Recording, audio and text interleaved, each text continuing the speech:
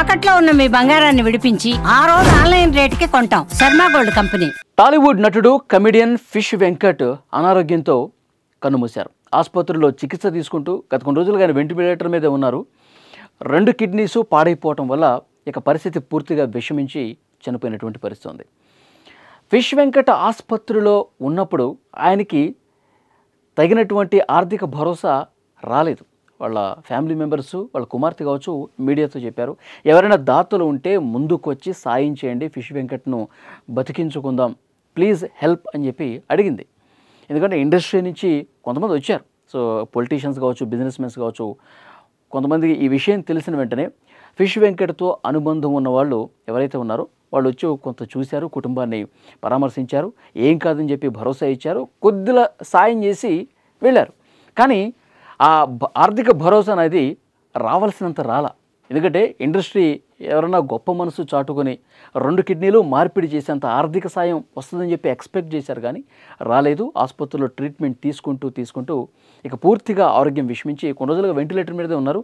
ఆయనకు సంబంధించిన వీడియోలు కూడా, ఫోటోలు కూడా మీరు చూసి ఉండొచ్చు. అయితే Suman TV entertainment CEO Roshan కూడా గతంలో చాలా సందర్భాల్లో ఫిష్ వెంకట్తో ఇంటర్వ్యూలు చేశారు. తర్వాత ఆయన కాలు బాగాలేనప్పుడు, షుగర్తో ఆయన ఇబ్బంది పడినప్పుడు కూడా ఆయన వెళ్ళి ఇంటర్వ్యూ చేశారు, ఆర్థికంగా కొంత సాయం చేశారు. మొన్న ఆసుపత్రిలో ఉన్నప్పుడు కూడా, ఆయన వెంటిలేటర్ మీద ఉన్నప్పుడు కూడా కుటుంబ సభ్యులతో మాట్లాడటం కావచ్చు, కొంత సుమన్ టీవీ హెల్ప్ చేసింది, కొంత ఆర్థిక సాయం చేసింది. కానీ ఒక ఛానల్ ఎంతవరకు ఏమాత్రం చేయగలదు? అలాగే ఇండస్ట్రీ వాళ్ళు సరైన టైంలో స్పందించి ఉంటే కనుక, ఇండస్ట్రీలో ఉన్నటువంటి వాళ్ళు ఎంతో కొంత ఆర్థిక చేయూత ఇచ్చి ఉంటే కనుక ఫిష్ వెంకట్ బతికి ఉండేవారని చెప్పి చర్చ చాలా స్పష్టంగా బయటకు వస్తుంది ప్రస్తుతం. ఇప్పుడు గబ్బర్ సింగ్ టీం ఉన్నారు. ఫిష్ వెంకట్ తోటి కమెడియన్స్ గబ్బర్ సింగ్ టీం ఎవరైతే ఉన్నారో వాళ్ళు చాలా బాగా ట్రై చేశారు, హెల్ప్ చేశారు. వాళ్ళకి తెలిసిన వాళ్ళ దగ్గరికి ప్రతి ఒక్కరికి వెళ్ళారు. సినిమా ఇండస్ట్రీ కావచ్చు, బిజినెస్ మ్యాన్లు కావచ్చు, నేను ఇంతకుముందు చెప్పినట్టు పొలిటీషియన్స్ కావచ్చు, కొంతమంది వచ్చారు. ఆసుపత్రి వరకు వచ్చి కొంత సాయం చేసి కుటుంబ సభ్యులతో మాట్లాడి ధైర్యం చెప్పి వెళ్ళారు. కానీ 2 కిడ్నీలు మళ్ళీ మార్పిడి చేసేంత స్థాయిలో, పూర్తిగా 100% ట్రీట్మెంట్ చేసేంత స్థాయిలో ఆర్థిక భరోసా రాలా. వాళ్ళు కొంతలో కొంత హెల్ప్ చేశారు, దానికి అప్రిషియేట్ చేయాల్సిందే. అయితే నేనేమంటానంటే ఇండస్ట్రీ సరైన విధంగా స్పందించి ఉంటే ఫిష్ వెంకట్కి ఆరోగ్యం బాగుండేదే అని చెప్పి నా అభిప్రాయం. ఎందుకంటే ఇప్పుడు సినిమా ఇండస్ట్రీలో కమెడియన్స్ చాలామంది ఉన్నారండి. 100 మందికి తగ్గకుండా ఉంటారు కమెడియన్స్ మాత్రమే. తర్వాత క్యారెక్టర్ ఆర్టిస్టులు ఇంకా చాలామంది ఉంటారు. తర్వాత డైరెక్టర్లు కావచ్చు, ప్రొడ్యూసర్లు కావచ్చు, ఇంకా 24 క్రాఫ్ట్స్కి సంబంధించి చాలామంది. కనీసం అంటే కనీసం ఒక 5,000 10,000 అట్లా వేసుకొని ఫండ్ రైజింగ్ చేసి ఇచ్చి ఉంటే కనుక ఈ ఫ్యామిలీకి డెఫినెట్గా ఫిష్ వెంకట్కి ఉపయోగపడేవి డబ్బులు. ఇండస్ట్రీలో ఫిష్ వెంకట్తో పాటు కలిసి పనిచేసినటువంటి ఆర్టిస్టులు కావచ్చు, అందరూ కూడా సో కొంత ఆర్థిక భరోసా కల్పించి ఉంటే ఫిష్ వెంకట్ ఈరోజు దక్కి ఉండేవాడు. ఆయన ఆరోగ్యం కుదుటపడి ఉండేది, ఆయన సరైనటువంటి ట్రీట్మెంట్ అంది ఉండేది. డాక్టర్స్ కూడా చెప్పారు, ఇంకెవరైనా దాతలు ఉంటే బాగుండేది, ఇంకెవరైనా ఆర్థిక సాయం చేస్తే బాగుండేది, మేము కూడా చాలా బాగా పనిచేసేవాళ్ళం అని చెప్పి. ఆ మధ్యలో ప్రభాస్ గారు 50 లక్షల రూపాయలు ఇచ్చారని చెప్పి పెద్ద ఎత్తున ప్రచారం జరిగింది. తర్వాత ఆ కుటుంబ సభ్యులు చెప్పారు, ఎక్కడ ఎలాంటి ఆర్థిక భరోసా రాలేదండి, కానీ అలా ఎవరైనా చేసుంటే బాగుండేదేమో అని. అంటే ఇక్కడ హీరోల్ని, తర్వాత ప్రముఖ నటుల్ని కావచ్చు, డైరెక్టర్లు కావచ్చు తప్పుపట్టాల్సినటువంటి పనేం లేదు. కానీ వాళ్ళ వరకు చేరే విధంగా సరైనటువంటి ప్రయత్నం జరగలేదనేది కూడా ఇక్కడ ఖచ్చితంగా చెప్పుకోవాల్సిన విషయం.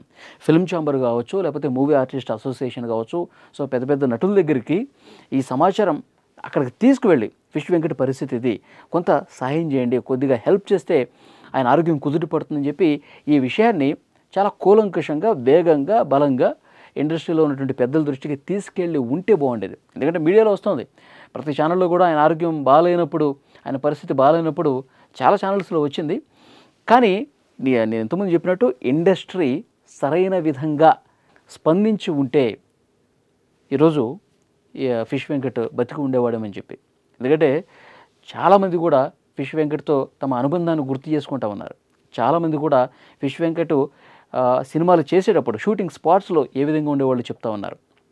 ముఖ్యంగా శ్రీహరి గారితో చాలా మంచి అనుబంధం ఉండేది. ఆయన చాలా ఇంటర్వ్యూలో కూడా చెప్పారు.